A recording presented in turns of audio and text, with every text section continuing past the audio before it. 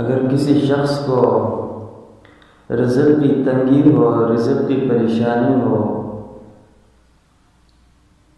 تو اس کو چاہیے کہ کثرت کے ساتھ استغفار کرے۔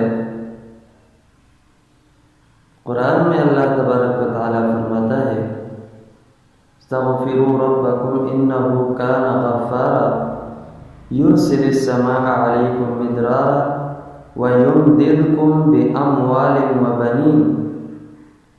یعنی استغفار کے بہت سارے فائدے ہیں۔